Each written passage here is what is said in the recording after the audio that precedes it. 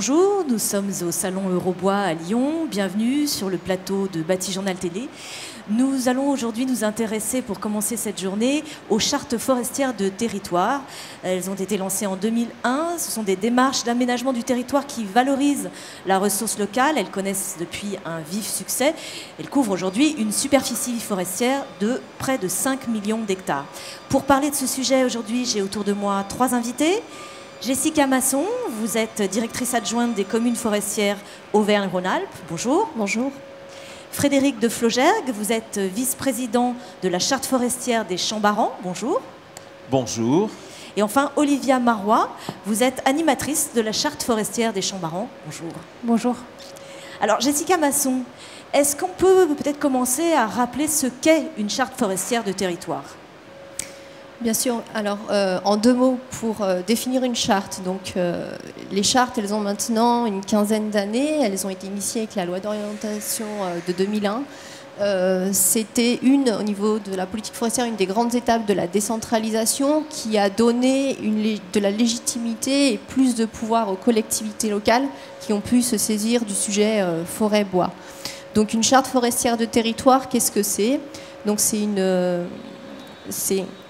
un projet qui englobe l'ensemble des acteurs de la forêt, de la filière bois, qui est piloté par les élus locaux, qui partagent un projet commun, un contrat, on pourrait dire. Donc pour ce faire, ils ont partagé un diagnostic en commun, identifié des enjeux et des objectifs à poursuivre au local par rapport justement aux problèmes et aux problématiques à résoudre sur le territoire. Et il mène aussi à cette suite un plan d'action qui va entre 3 et 5 ans et qui peut être renouvelable. Voilà. Combien on en compte aujourd'hui sur tout le territoire français ? Sur toute la France, on a environ 140 chartes forestières qui se sont développées en 15 ans. Et à l'échelle Auvergne-Rhône-Alpes, on en compte 39. Voilà, même dès 2001-2002, ça a démarré avec quelques chartes forestières sur le massif des Bauges, le Chablais, et les toutes dernières qui sont nées sont le massif du Beaujolais, et puis on voit sur la carte aussi le pays de Moulins sur l'Allier. Donc elles sont à différents stades d'avancement, ces différentes chartes ? Oui, tout à fait, en fonction des phasages. On arrive après 15 ans et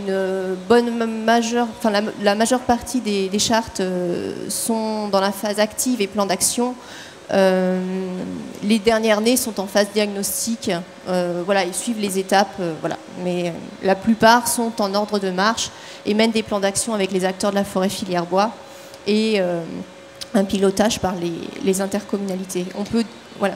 Quand vous dites les acteurs de la filière, donc ça va de l'amont à l'aval, comment les élus, comment voilà. C'est composé ? Alors, une charte forestière de territoire, elle a vocation à prendre en compte le plus grand nombre d'acteurs et de problématiques d'un point de vue de la production, de la protection, du social. On est vraiment sur une dimension multithème et multithématique et on essaye de balayer l'ensemble des problématiques forêt-filière bois et qui servent aussi l'aménagement du territoire dans sa globalité. Les élus sont en première ligne sur l'organisation de l'aménagement du territoire, les problématiques d'emploi locaux, etc., mais également l'accueil du tourisme, la gestion des risques, et la forêt a un rôle à jouer là-dedans. Et donc la charte forestière met autour de la table l'ensemble des acteurs qui peuvent tenir un rôle dans ces domaines-là. Alors, quel est justement l'intérêt pour un territoire, pour une collectivité ou plusieurs collectivités qui se regroupent, de s'engager dans une telle charte ? Donc le premier intérêt, une charte forestière, c'est vraiment un outil qui permet d'insérer les enjeux forêt-filière bois dans une politique d'aménagement du territoire, donc au niveau intercommunal. C'est-à-dire on cherche à décloisonner l'approche de la forêt-filière bois pour qu'elle rentre dans les politiques économiques, dans les politiques d'urbanisme, etc. Et donc la clé d'entrée, c'est bien l'approche avec, à l'échelle d'un territoire organisé, d'un bassin de vie pertinent, qui est capable de porter des projets, d'accompagner des acteurs pour les aider à trouver des financements. La charte forestière, en mettant l'ensemble des acteurs autour de la table et en partageant un projet commun, en fait, fait en sorte que les actions forêt-bois qui se montent bénéficient justement au territoire. D'accord, merci pour ce point de vue général. On va s'intéresser à une charte plus particulièrement, c'est la charte forestière des Champs-Barans. Frédéric de Flaugergue, qu'est-ce qui a poussé les communes que vous représentez, le territoire que vous représentez, à s'engager dans une telle charte? Je pense que c'était surtout le morcellement, le fait d'avoir des parcelles privées très petites qui a poussé à se fédérer et à organiser un réseau. Ça date de quand, cet engagement? Donc on avait un premier programme Leader Plus en 2009, oui, qui s'est terminé en 2009. Et donc il y avait une action autour du bois dans les Champs-Barans. Et ensuite on a monté la première charte forestière, un premier programme qui s'est terminé en 2013. Et là on termine le deuxième programme en 2017, en espérant que les acteurs du territoire aient envie de continuer sur un troisième programme d'action. Alors justement, sur ce territoire, est-ce que vous pouvez nous en dire plus? Alors c'est un territoire qui est assez complexe. Le plateau des Champs-Barans, en fait, il est délimité par la vallée de l'Isère au sud, la vallée du Rhône à l'ouest, et au nord, on a la plaine de la Bièvre qui sépare la forêt de Bonnevaux du plateau des Champs-Barans. Le problème, c'est que ce plateau des Champs-Barans, il est sur 2 départements. Il est sur 5 déjà EPCI, un premier voilà, problème. Et il était sur 3 contrats de développement durable Rhône-Alpes. Donc, une des premières choses qu'il a fallu faire, c'est essayer de réunir tous les acteurs pour travailler autour de ce plateau des Champs-Barans. Rendre cohérent finalement le territoire. Voilà. Le plateau est cohérent, mais au niveau politique, c'était pas du tout cohérent. Donc il a fallu mettre tout le monde autour de la table pour travailler ensemble. Je pourrais rajouter que ce plateau, on l'appelle le plateau, mais en fait, on a des forêts qui sont à 100 mètres d'altitude et d'autres qui sont à 800 mètres d'altitude. Donc on a une partie plateau, effectivement, mais on a aussi beaucoup de combes, de plaines, et ce qui rend l'exploitation du bois assez complexe. Oui, une diversité qui ne facilite pas les choses. Voilà, mais qui rend une forêt agréable. Donc Olivia Marois, est-ce que justement vous pouvez nous décrire quels étaient les enjeux au départ de cette charte sur ce territoire qu'on vient de voir relativement complexe? Oui, alors donc on a évoqué le morcellement foncier. Donc effectivement, le territoire est à large part couvert de forêts privées, donc avec des parcelles de très petite taille. Deuxième chose, donc l'aspect chemin, donc l'état des chemins qui était par endroits assez dégradé, donc par des activités forestières, mais pas seulement, aussi par d'autres types d'usagers. Également, donc l'aspect pratique d'exploitation forestière, donc des coupes rases qui sont très fréquemment pratiquées sur le massif. Donc là, on en voit un exemple. Et puis l'aspect cohabitation entre usagers, donc professionnels, forestiers notamment, et à titre récréatif, donc des usagers du type randonneurs, cavaliers, engins motorisés, etc. Et enfin, pour en tout cas les enjeux principaux, une méconnaissance du grand public des métiers du bois et de cette filière qui est malgré tout très présente sur le territoire et assez diversifiée. Voilà. Donc du coup, comment vous avez accompagné le territoire pour mettre en place cette charte? Sur quoi ont porté les principales actions?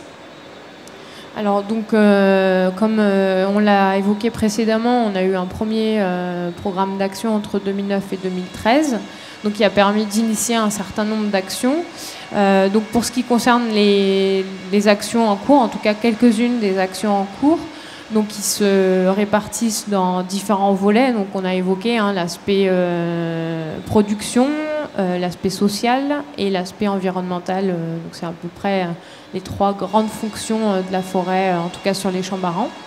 Donc pour ce qui concerne l'aspect animation territoriale et surtout la déclinaison des actions au niveau vraiment local, c'est-à-dire au niveau communal, donc on a initié la création d'un réseau de correspondants forêt, donc qui sont des représentants au niveau communal de la charte forestière, donc dans les 2 sens, dans le sens servent de relais, en fait. Voilà, qui servent de relais de nos actions, mais aussi qui nous font remonter les besoins. Donc ça peut être des élus, mais pas seulement, aussi toute personne qui s'intéresse à la question du bois et de la forêt. Donc on a récemment mis en place un protocole d'état des lieux des chemins. Donc sur les Champs-Barans, on a beaucoup de chemins ruraux donc qui appartiennent aux communes et qui sont utilisés dans le cadre des activités forestières. Et l'objectif, c'était de rétablir le dialogue entre les communes et les forestiers, donc professionnels ou non professionnels, à titre particulier. Pour rendre aussi ces chemins plus accessibles ? Alors, accessibles, ils le sont déjà par leur caractère de chemins ruraux, mais surtout pour réaliser des états des lieux avant et après exploitation, dans l'objectif de les remettre en état s'il y a lieu et quand c'est le plus propice. Voilà. Une autre action qu'on met en place, donc notamment pour répondre à l'enjeu de méconnaissance du grand public de la forêt et de la filière bois, donc ce sont des animations scolaires à destination des écoles primaires du massif. Donc on intervient auprès de 15 classes par an, donc classes de CM1, CM2. Et puis donc ces élèves participent à 3 journées qui sont réparties dans l'année où ils sont amenés à découvrir une entreprise de la filière, à participer à des ateliers bois en classe, donc à vraiment mettre la main à la pâte. Et puis également à aller en forêt et puis s'initier au métier de gestionnaire forestier. Et puis donc pour finir, donc une des actions qui est en cours sur le volet environnemental, donc on prend part, on est partie prenante du projet Sylvact, donc qui est un projet à rayonnement régional.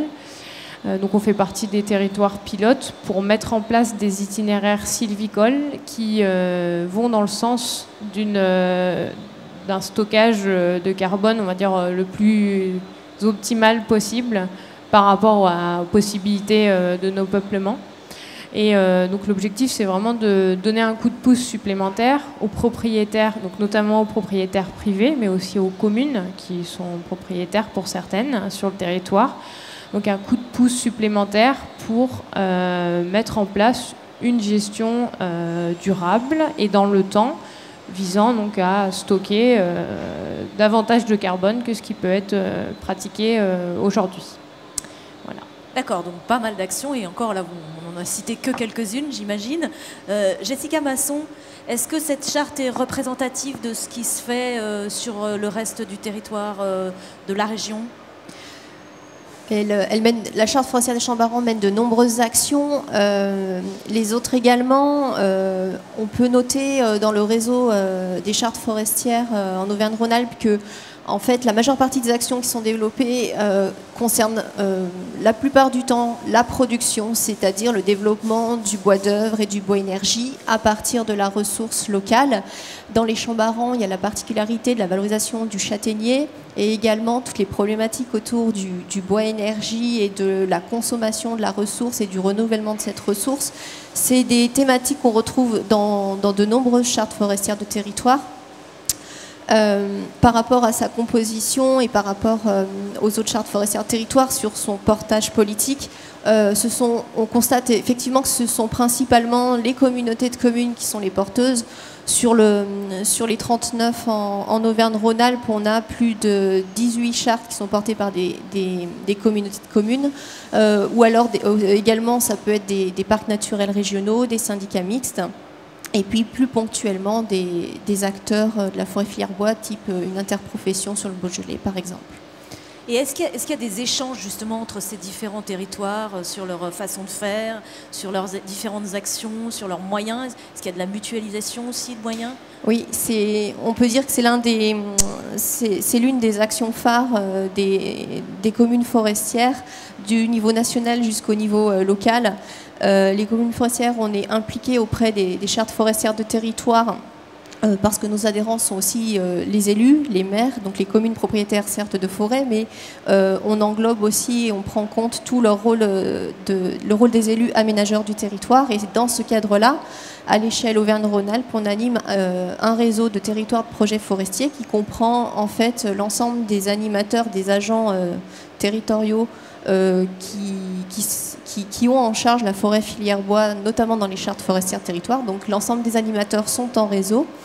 Ce qu'apporte le réseau, c'est à la fois donc, de l'information, de la mutualisation, de l'échange d'expériences. On a plusieurs journées où on les réunit, ils se réunissent par an, également via Internet ou des listes mail, pour que justement ils mutualisent leurs outils, leurs expériences et que ça puisse essaimer dans d'autres territoires et partager également des problématiques qu'ils ont en commun. Profiter donc de l'expérience de chacun. Tout à fait. Monsieur de Flogère, pardon. Aujourd'hui, quel bilan vous tirez de cette action? Ça fait déjà quelques années, vous avez un petit peu de recul. Où on en est? Qu'est-ce que vous espérez? Où on en est, eh bien, disons qu'on avance à petits pas parce que c'est difficile de faire comprendre l'importance de la forêt. Chacun a ses habitudes. On a sur le territoire de la Charte des Champs-Barans, on a 27% du territoire qui est en forêt, hein, et chaque commune a à peu près ce pourcentage-là, donc c'est important. Les élus commencent à comprendre l'enjeu de la forêt. Sur le territoire, on se développe quand même pas mal sur le côté touristique.